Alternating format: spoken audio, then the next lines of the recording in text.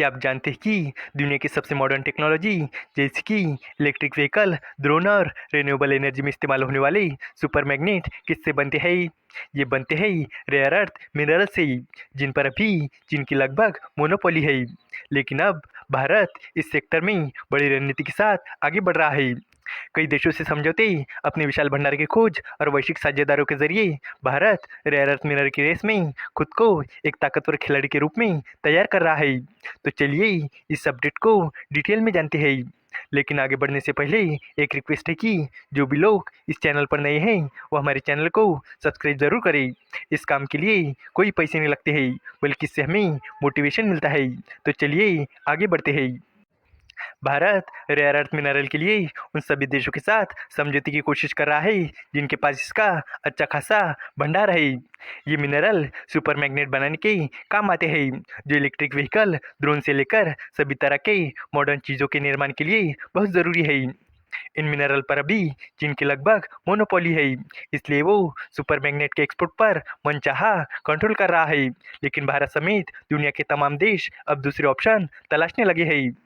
Union minister Jitendra Singh ने संसद को बताया कि भारत ने पहले ही कम से कम 8 देशों के साथ इसके लिए कुछ समझौते कर रखे हैं।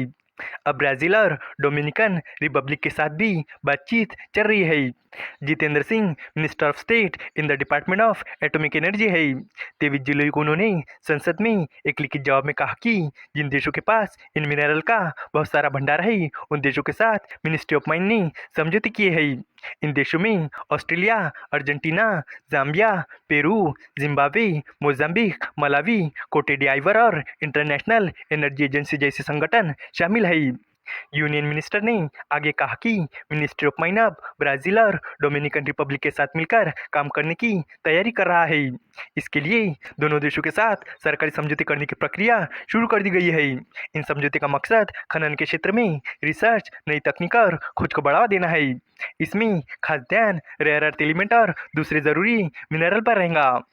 जितेंद्र सिंह ने बताया कि मिनिस्ट्री ऑफ माइन कई अंतर्राष्ट्रीय योजना पर भी काम कर रही है, जैसे कि mineral security partnership, Indo Pacific economic framework, India UK technology and security initiative, Quad critical mineral initiative. इनका मकसद ये है कि जरूरी मिनरल की सप्लाई आसानी से और सुरक्षित तरीके से होती रहे। भारत के पास करीब 7.23 million ton rare earth element oxide है। इनसे बनने वाले magnet defence, electronics, renewable energy और क्लीन ट्रांसपोर्टेशन जैसे अहम सेक्टर में काम आते हैं। भारत में 13.15 मिलियन टन मोनोजाइट भी है। ये थोरियम का एक अहम सोर्स है जिसका इस्तेमाल न्यूक्लियर एनर्जी तैयार करने में किया जाता है। मोनाजाइट आंध्र प्रदेश, उड़ीसा, तमिलनाडु, केरल, पश्चिम बंगाल, झारखंड, गुजरात और महाराष्ट्र के कोस्टल इलाकों, लाल रेत और एलुवियल सॉइल वाले इलाकों में पाया जाता है। उन्होंने बताया कि गुजरात और राजस्थान के कुछ हिस्सों की चट्टानों में 1.2 million ton rare earth mineral है। सरकार ने कहा कि जियोलॉजिकल सर्वे ऑफ इंडिया ने अब तक 34 जगहों पर खोज करके करीब 482.6 million ton rare earth mineral पाए हैं। ये मिनरल अलग अलग मात्रा और गुणवत्ता में मिले हैं। रॉयस्टर्स की एक रिपोर्ट के मुताबिक चीन रेयर अर्थ मिनरल की सप्लाई का 90% हिस्से को कंट्रोल करता है।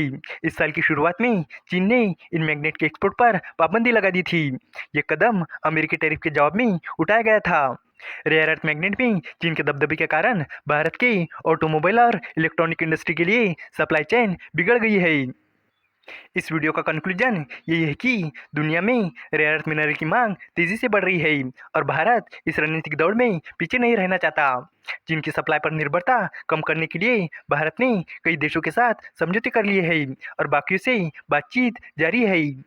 खुद के विशाल भंडार और वैश्विक साझेदारों के सहारे भारत न सिर्फ आत्मनिर्भर बनने की दिशा में आगे बढ़ रहा है, बल्कि वैश्विक सप्लाई चेन का अहम हिस्सा बनने की भी तैयारी कर रहा है। उम्मीद है कि आपको ये जानकारी पसंद आई होंगी और भी इसी तरह के इन्फॉर्मेटिव वीडियोस के लिए हमारे चैनल को सब्सक्राइब करें। धन्यवाद।